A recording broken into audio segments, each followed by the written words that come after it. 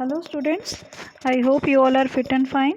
So today students we are continuing the fourth chapter of geography book and we are reading the geography book of 7th class. And today we are starting from the topic weather and climate. Students, in this topic we will read about the difference between the weather and climate of a place. So let us start. Is it going to rain today? Will it be bright and sunny today? How many times have we heard this from anxious cricket fans speculating the fate of a one-day match? तो बेटे आपने बहुत बार ऐसा देखा होगा कि जब भी वनडे मैच होता है तो जितने भी क्रिकेट फैंस होते हैं वो सभी इस बात के लिए चिंतित होते हैं कि आज का मौसम कैसा होगा, सनी डे रहेगा या क्लाउडी डे रहेगा या बारिश होगी, क्योंकि इस बात का इफ़ेक्ट बहुत ज़्यादा पड़ता है मैच पे. If we imagine our body to be a radio and the mind its speaker, weather is something that fiddles with its control notes. तो अगर हम यहाँ पे इमेजिन करें कि हमारी बॉडी जो है वो एक रेडियो है और हमारा माइंड स्पीकर है, तो जो वेदर होता है वो कहीं ना कहीं कंट्रोल नॉब का काम करता है. ऐसा क्यों बोला गया है? क्योंकि अगर किसी भी एरिया का वेदर बहुत अच्छा है तो उस दिन हमारा मूड बहुत ज़्यादा अच्छा होता है, हम बहुत एक्साइटेड होते हैं, हम उस दिन बहुत चीयरफुल होते हैं.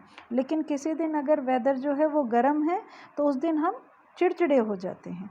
सो इसीलिए ऐसा बोला गया है कि जो वेदर है वो एक तरह से हमारे कंट्रोल नॉब्स है जो कि हमारे माइंड को कंट्रोल करता है.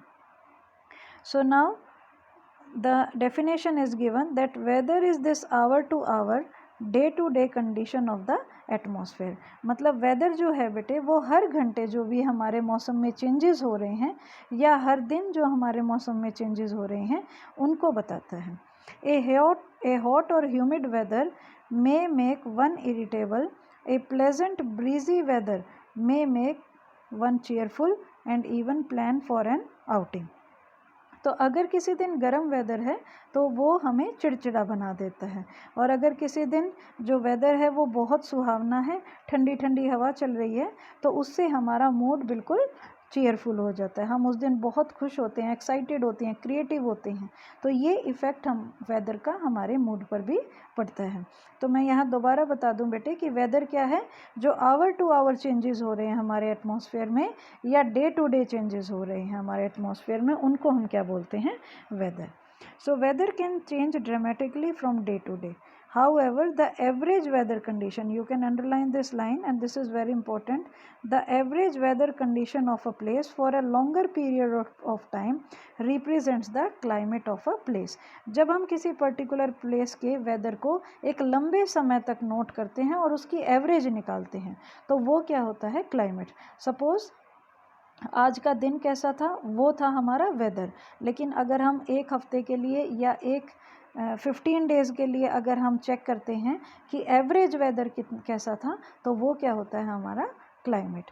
Now do you understand why we have daily weather forecast? आप सभी ने देखा होगा कि आपके टीवीज़ में डेली के वेदर फोरकास्ट बताए जाते हैं, मौसमी परिवर्तन बताए जाते हैं. तो वो क्यों बताए जाते हैं? क्योंकि जो वेदर होता है वो आवर टू आवर चेंज कर सकता है. कभी सनी डे है, कभी क्लाउडी डे है, कभी बारिश आने वाली है. तो इस तरह से हमारा जो वेदर है वो चेंज होता रहता है. So now moving to next topic, that is temperature. The temperature you feel every day is the temperature of the atmosphere. The degree of hotness and coldness, the degree of hotness and coldness of the air is known as temperature. मतलब हमारी air में जितनी गर्माहट होती है या जितनी ठंडक होती है उसे हम क्या बोलते हैं? Degree of temperature.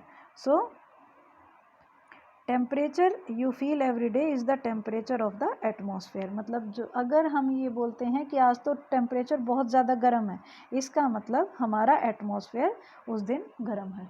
अगर हम ये कहते हैं कि आज टेम्परेचर ठंडा है तो इसका मतलब उस दिन हमारा जो एटमॉस्फेयर है वो ठंडा है. So the temperature of the atmosphere changes not only between day and night but also from season two season.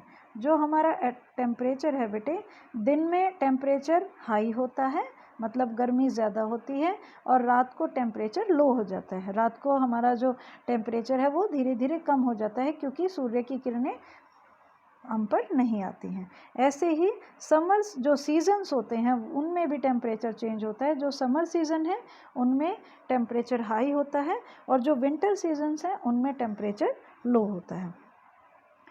यहाँ पे बताया भी गया है summers are hotter than winters, मतलब कि जो गर्मी है उसमें टेम्परेचर ज़्यादा होता है in comparison to the winters. An important factor that influence the distribution of temperature is insolation। तो एक और इम्पोर्टेंट फैक्टर जो ये बताता है, मतलब हमारी अर्थ पे टेम्परेचर बढ़ने का जो कारण है वो क्या है, insolation. So insolation is the upcoming solar energy intercepted by the earth.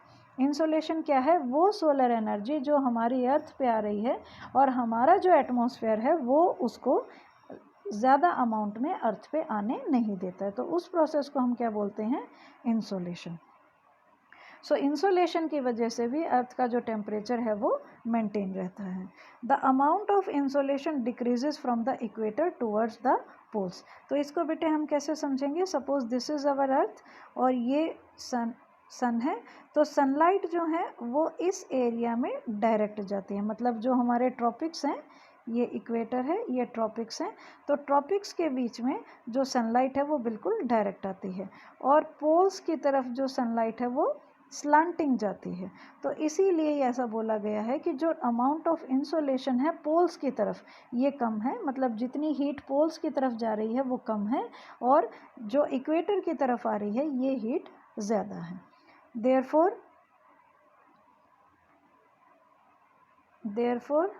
the temperature decreases in the same manner.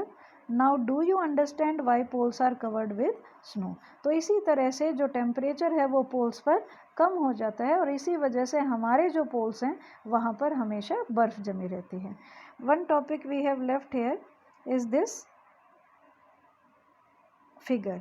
तो फिगर 4.3 में बेटे हमें वो डिवाइसेस बताए गए हैं जो हम अलग अलग चीज़ों को पता लगाने में यूज़ करते हैं।